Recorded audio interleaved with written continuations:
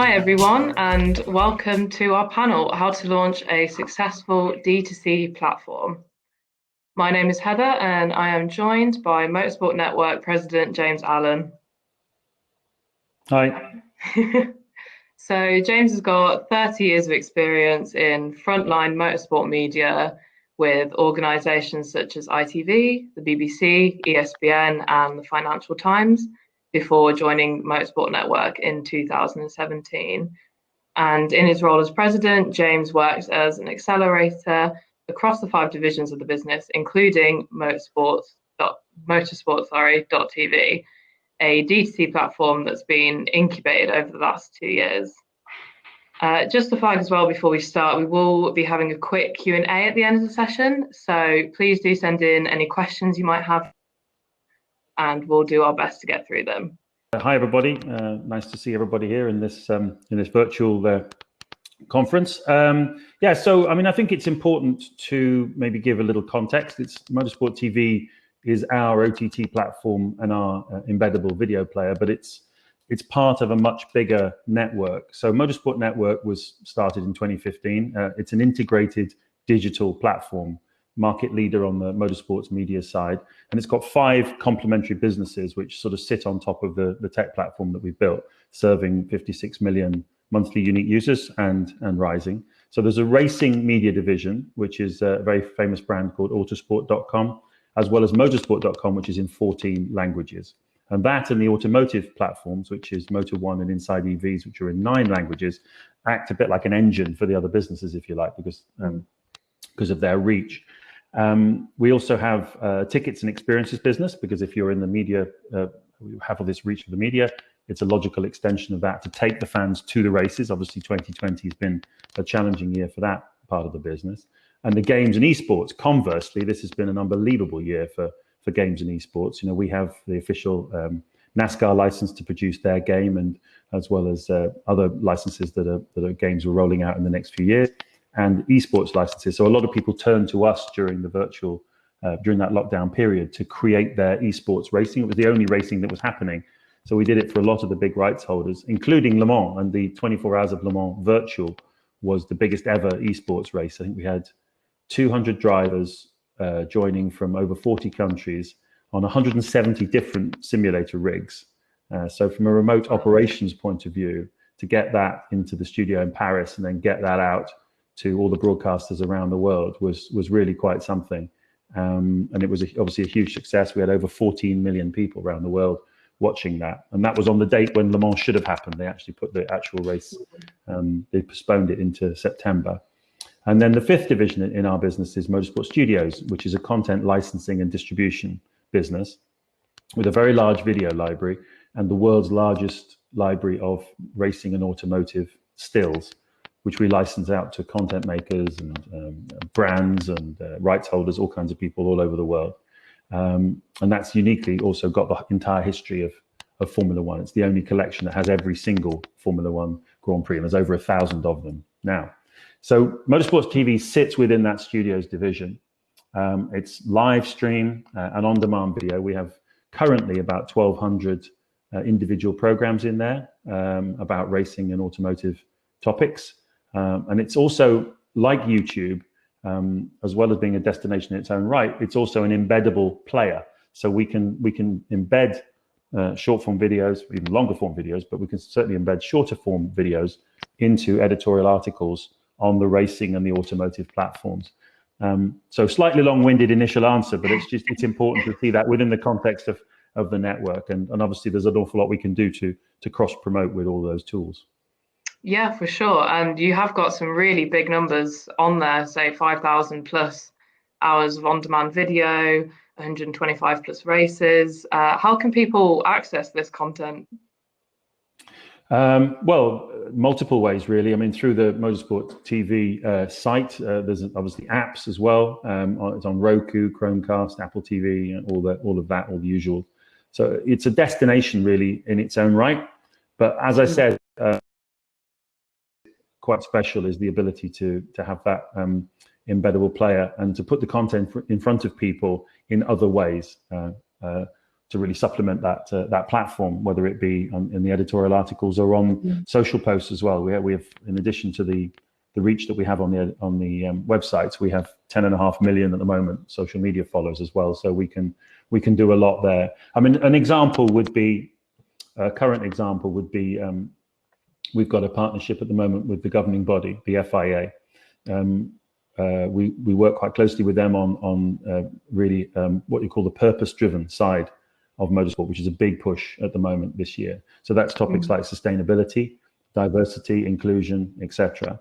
And on diversity topic, they have a program called Girls on Track Rising Stars. So they've combed the world to find the best young female drivers, because what often happens is girls beat the boys in go-karts up into a sort of late teens. Nice. And then they, for whatever reason, Max Verstappen's mum beat the team boss of Red Bull, Christian Horner, in go-karts. She beat several guys who went on to be Formula One drivers, and her career never got beyond her late teens. You know, she's a perfect case study of what the governing body is trying to sort of fix with this program, with the Girls on Track program. So they found the best 14 to 16-year-old girls around the world, 20 of them, brought them to France. You know, during this lockdown, during this COVID period as well. It's been happening in the last few weeks. And then they've got down to the final four, and it's actually happening right now in Ferrari. The winner, whichever one of the four is the winner, is going to be become the first female Ferrari driver, official driver, and race on the first step of the single-seater ladder, which is Formula 4. So it's Formula 4, 3, 2, 1, and that's a really important program. So we have a partner channel with the FIA that is on the Motorsport TV platform, so the users can go there, they can see all the videos that are being generated from this competition, and then of course we can carry them across and embed them into articles in the editorial platform. So that gives you a little sort of case study of how it works. So what content is live and then what content is on demand, and how do you separate that? Well, we have a whole bunch of live streams. You know, you mentioned there's around about 1,000 of them a year. In a normal year, when the racing runs from March through to the sort of November. This year's been a bit abnormal, but we did obviously have some esports races up until the real racing started again in July. So there's about 120 different race series. It's not the Formula One, the MotoGP. It's more the tiers below that, and we live stream those. And we also have a significant amount of on-demand content. I mentioned earlier on, at the moment, there's about 1,200 programs on there, individual programs on there. And they're predominantly sort of archive material stuff, looking back, if you like. Motorsport is a sport that's very in contact with its history. So there's a lot of legendary drivers, Senna, Prost, Mansell, across all the disciplines. Things like the history of Le Mans 24 Hours, for example, is all there on the channel. And it's a sport where a lot of people, whilst enjoying the today, also very much enjoy looking back at some of the great races of the past. So that's an important part of the offering. What we've been building in the last few months is partner channels. So we've got official channels with Ferrari, Mercedes, Audi Motorsport, NASCAR, British Touring Car Championship, etc., to name but a few, as well as automotive influencers like Donut Media, Mr. JWW, Shmi. And the reason for them to partner with us is to tap into our audiences. They can put their content on YouTube, which is great, and it gets discovered by all kinds of people. Anyone can discover their content on YouTube. But obviously, it also makes sense to put that content in front of racing and automotive audiences. And then where it gets exciting on that side is for us to be able to co-create content with them. So for example, before the Le Mans 24-hour virtual event in June, we co-created content behind the scenes with Ferrari as they prepared their teams. They had drivers at their headquarters in Maranello on some driving rigs, but then Charles Leclerc was in his home, in his flat in Monaco.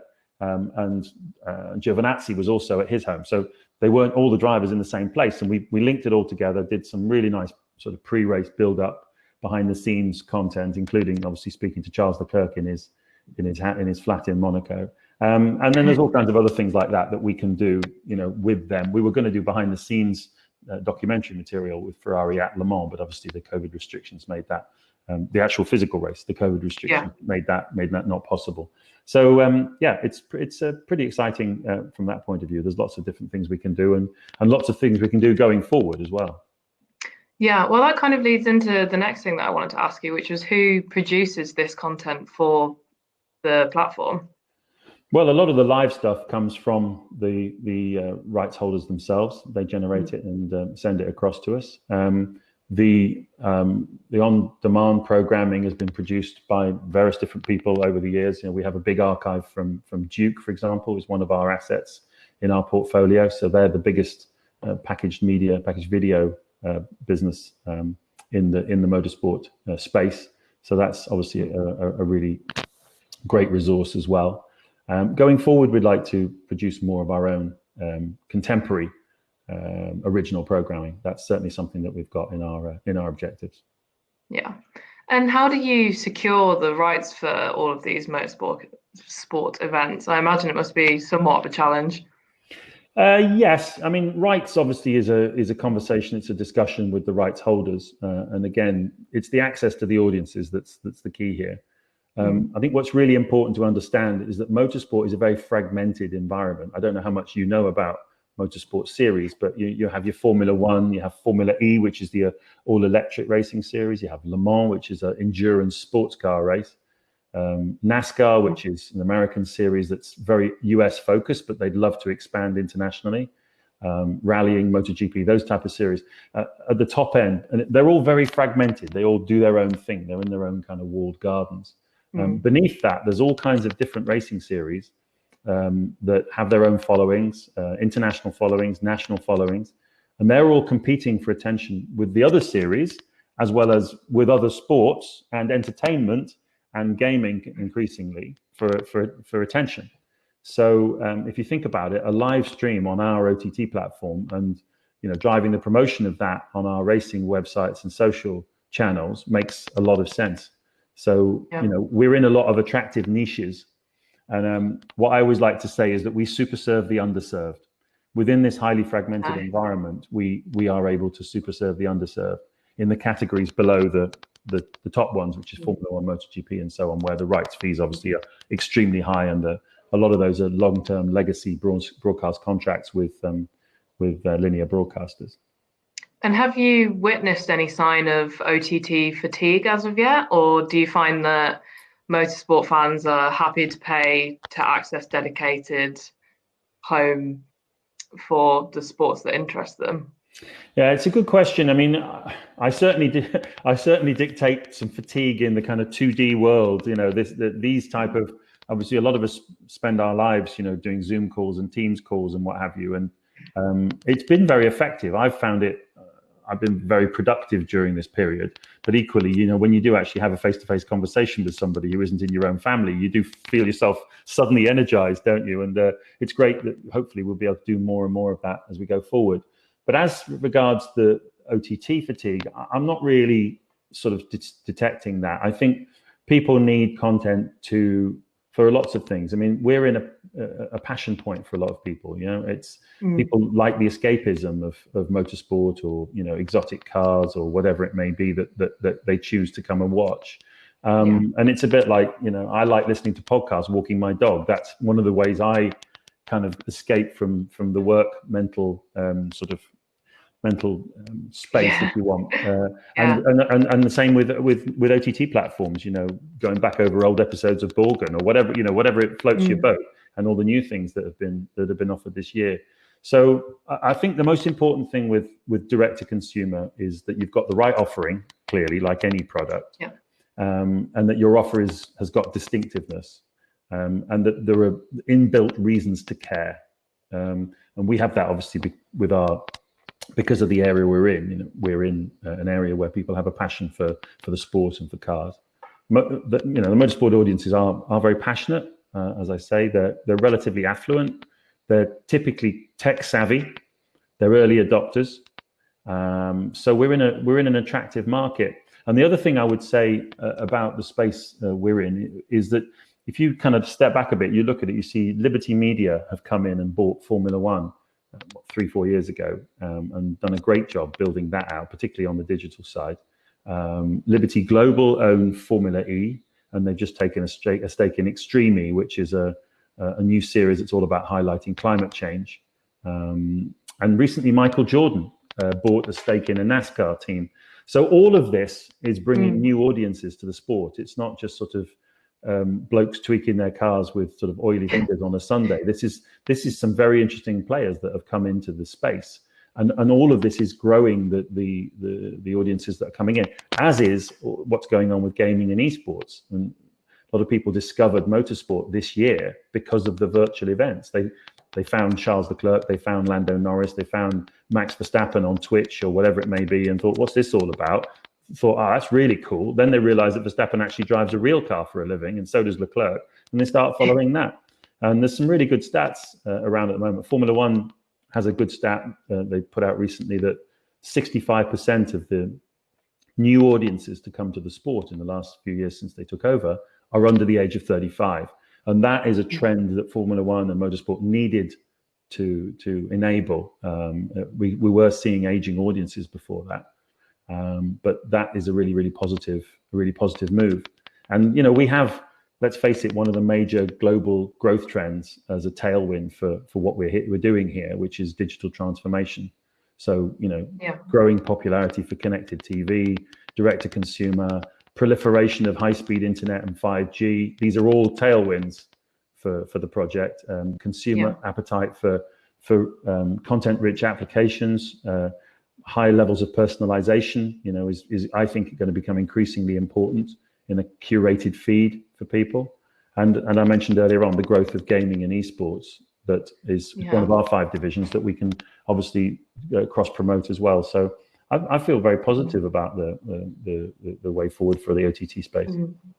Well, we've actually just had a couple of questions in, and going off of that, the first audience question that we have is, will esports play an important factor in your growth? Yeah, definitely. It's a huge part of what we do. I'm really excited about esports. I mean, I've been in the sport for 30 years.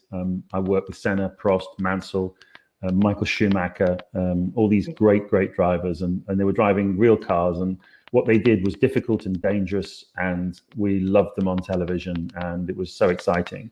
Esports is such but the problem was, so few people could get there. It was almost impossible to become a Formula One driver. Lewis Hamilton, how on earth he did that, from his humble beginnings is a miracle. And it'll get more and more difficult as the years go forward.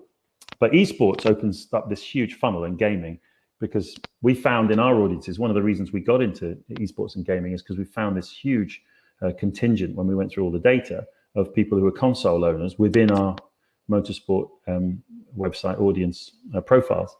And so that gave us great confidence to launch into that business. Great. And then one more question. Oh no, we have 2 more actually. So just quickly run through them. Do you produce your own content? Yes, we do. But a lot of the content that's on, there's a question you asked earlier on. A lot of the content, the live streams, for example, are produced by the rights holders themselves. And we or people as part of our company historically produced a lot of the original programming that's there. Cool. And then the last question, I think is more of a comment actually, but I'm quite a motorsport fan, but have just heard about #GirlsOnTrack. Love this idea and can't wait to hear who the first female Ferrari driver will be, James. Yes, I can't wait to hear either. We should find out very soon. So if you go to motorsport.com or autosport.com and keep an eye out for that. And the videos are all there on Motorsport TV. You can find them in the channels section. FIA Girls on Track. It has its own dedicated section. So go along and check it out. Very nice. Well, I think we are just about to run out of time. So, James, I'd like to thank you so much for joining me today. That was really helpful. It's a pleasure, Heather.